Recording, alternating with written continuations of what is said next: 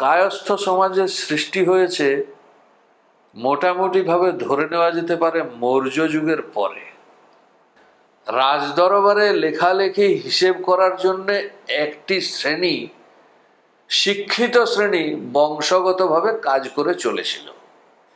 এখন ভেবে নিন, রাজদরবারে যারা কাজ করছেন তারা নিশ্চয়ই ব্রাহ্মণ শ্রেণীর বা ক্ষত্রিয় শ্রেণীর হবেন, তার নিচে কেউ রাজদরবারে জায়গা পেতেন না। তো যজন যাজন ছেড়ে এই লিপিকরের বৃত্তি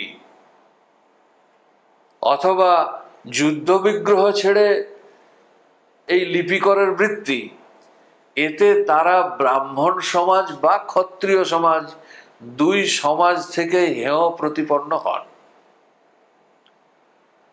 মৌর্য যুগে এই শ্রেণীটির নাম হলো রাজুক।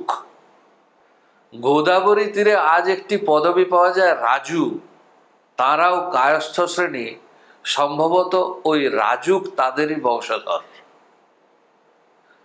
মৌর্য সম্রাট অশোকের সময় সারা ভারতবর্ষ মোটামুটি বৌদ্ধ ধর্মে রূপান্তরিত, পরিবর্তিত হয়েছিল।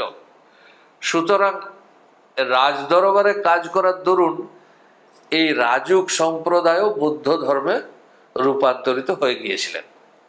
মৌর্য বংশের পরে আসে শুঙ্গ বংশ, এবং পুষ্যমিত্র শুঙ্গের নামে অনেক বদনাম আছে যে তিনি ব্রাহ্মণ্য ধর্মের পুনঃপ্রতিষ্ঠা করেন, বিনিময়ে বৌদ্ধদের উপরে অনেক অত্যাচার করেন, বৌদ্ধদের বিতাড়িত করেন। যদিও অনেকে মানেন না, কিন্তু ইতিহাসে এই দুইটি মত আছে। যাই হোক, মোট কথা তাঁর আমলে পুনরায় বৌদ্ধ ধর্ম থেকে মানুষজন হিন্দু ধর্মে চলে আসে।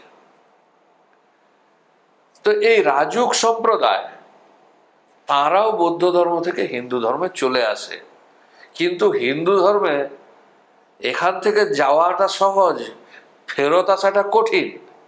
ফলে এদের ব্রাহ্মণত্ব এবং ক্ষত্রিয়ত্ব চলে যায়, নতুন একটি সমাজ তৈরি হয় যেটি কায়স্থ সমাজ নামে পরিচিত হয়। এই সময় বহু পুরাণ আদি গ্রন্থ লেখা হয় এবং কায়স্থ শব্দের উল্লেখ পাওয়া যায়। এই কায়স্থরা যে বৌদ্ধ ধর্ম থেকে এসেছিল তার প্রমাণ হিসাবে বেশ কিছু বিখ্যাত বৌদ্ধ সন্ন্যাসীর নাম পাওয়া যায়, যে সমস্ত নামের পরে আজকের দিনের কায়স্থদের ব্যবহার করা পদবি দেখা যায়। এর অর্থ এটি যে এই কায়স্থ শ্রেণী বৌদ্ধ ধর্ম থেকে হিন্দু ধর্মে আসে।